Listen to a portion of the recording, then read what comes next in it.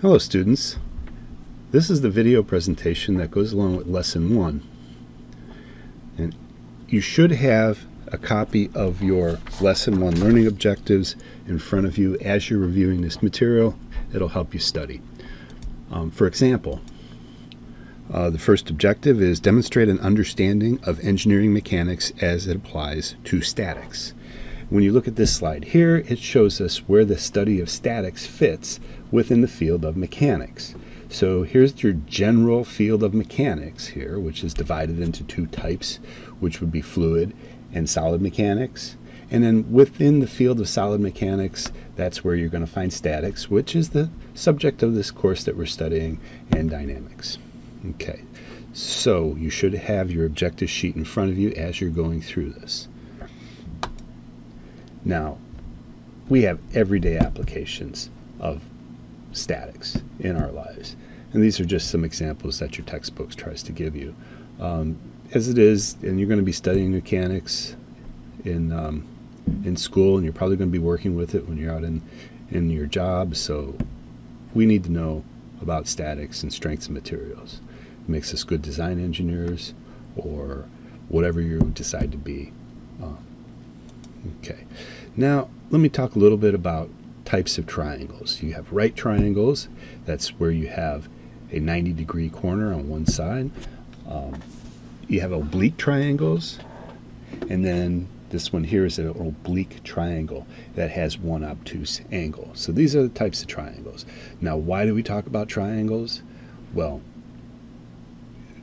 we're going to be working with forces in this class. And solving for forces, we do a lot of vector solutions. And we talk about equilibrium and stuff like that. Well, a lot of our force vectors end up being triangles. And we need to know how to solve for triangles to be able to solve our engineering problems, as we'll see in the next chapters. Again, this is a review, but right triangles. To solve for right triangles, what we need to use our trigonometric functions. Okay, the sum of all interior angles equals 180, and then we have our sine, cosine, and tangent functions that allow us to calculate angles or sides, and then here are the equations broken down for that. Now, when we start talking about oblique triangles, those again very handy if we start talking about using the parallelogram method for solving force triangles. An oblique triangle has no interior angle that equals 90 degrees. And if we know three sides, or two sides and an included angle, or two angles and an included side, then we can find the unknown sides and angles by using these equations here, which is the law of sines and the law of cosines. Again, you've studied this previously. These two would be an example of typical problems that we would see in statics. One would be a roof truss, the other one would be a ladder leaning up against the building. And then these are examples of why we need to use solutions for triangles to figure out what's going on in statics problems. I've included this slide just for your reference, conversions and equivalencies. The next slide is the base units and the symbols for the International System of Units. These are the SI derived units. Again, these are just slides that I'm including for your reference from the textbook. And then here are your System International prefixes. We're all familiar with these. Like I said, a lot of this lesson here is a review. So in Chapter 2, so this lesson is going to cover multiple chapters. Okay, so actually this lesson is going to cover chapters 1, 2, 3, and 4. And really, essentially, it's a review of stuff that you've already learned in statics and physics, etc. Okay, so now we're talking about Chapter 2. The first section is about the qualities of a force.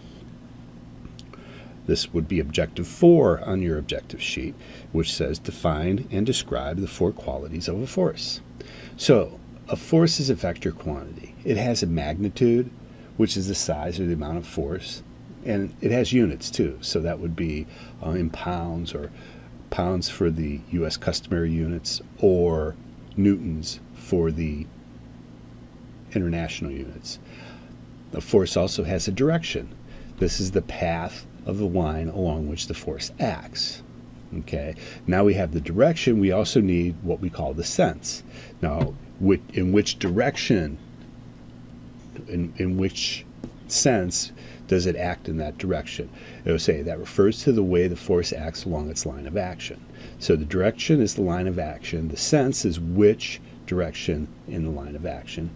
And then it has the point of application. That is the four qualities of a force. And this is a graphic depiction of the four qualities of force. We have our magnitude, our sense, which is denoted by an arrowhead, a point of application, that's usually designated where the arrowhead contacts, and then we have our line of action. The units for a force in U.S. customary are pounds, and in system international units, that's the newton. Another term we would be talking about is what is a scalar versus a vector quantity. A scalar is a quantity that has magnitude only, whereas a vector, like a force is a vector, has magnitude and direction. Okay, so forces or vectors cannot be added out algebraically. You just can't add the two magnitudes together, except if the vectors to be added together have the exact same line of action. So this is where our triangles come in. So force vectors can be added geometrically using a force triangle. In this particular case, we're looking at an oblique triangle. If we knew two sides and an angle, we can calculate the third side using our law of cosines. There's another term I want to bring up, the principle of transmissibility. And that means the external effect of a force on a body is the same for all points of application along its line of application. So what we have here is we have a force acting, and if that point here is, it's called a push, and then if it's acting at point B, it is a pull. That is the principle of transmissibility. Okay, now what kind of types of force systems are we going to be talking about? The first one I want to bring up is a coplanar force system. Okay, when I say coplanar, I mean all the lines of action of all the forces in the force system are acting in one plane. That would be like the XY plane. Now, you can have concurrent coplanar force systems or non-concurrent force systems. Okay, the concurrent force systems, the line of action of all the forces intersect at a common point. I'll show you that on the next slide. In non-concurrent, the line of action, there are different lines of action for all the forces.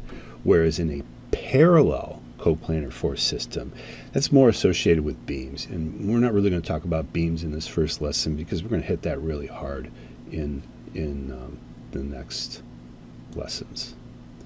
Okay, here's an example of a concurrent force system. The line of action of all forces intersect at a common point. Again, we're talking about a coplanar. Okay, there's no forces acting on this body going into or out of your screen.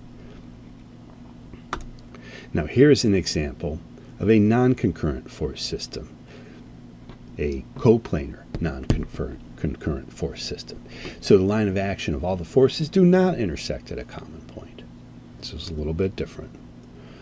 And then here is a depiction of a parallel force system.